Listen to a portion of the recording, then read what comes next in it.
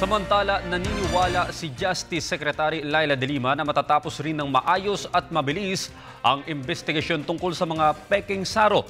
Kaya't pinahanda na rin niya ang lookout bulletin order sa mga sospek na sangkot dito. Muli mo kaming balitaan, Noel Perfecto. Pinaigtimpan lalo ni Justice Secretary Laila De Lima sa NBI ang kanilang investigasyon sa panibagong Saro scam. Matapos na isa pang saksi ang lumutang kasama ng mga dokumento mula sa Visayas region na nagpapatunay malawakang peking Saro scam na nagkakahalaga ng milyong-milyong piso.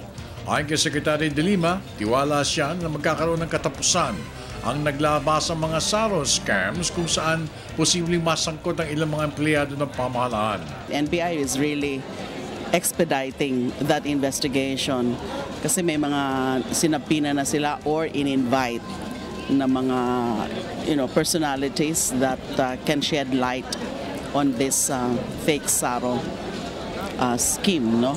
So I'm just waiting for either for a progress report or the final report of the NBI. They're expediting that. Tungkol naman sa ipapalabas ng Lookout Bulletin Order o LOBO ng Immigrations Bureau, sinabi ni Secretary De Lima na kanya itong ipapalabas anytime this week para sa pagpapahinto na makalabas ng bansa ang mga bagong suspects kasama ang 7 mga dating mambabatas sa ikalawang PDAF scam case na inihain ni Attorney Levito Baligod. Ayon kay Secretary De Lima, kasalukuyan nilang pinag-aaralan ang LOBO.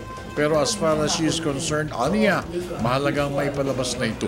Our legal is preparing the LBO, the Lookout Bulletin Order, for those batch of PDAF cases. I have yet to see the draft. I will issue the LBO.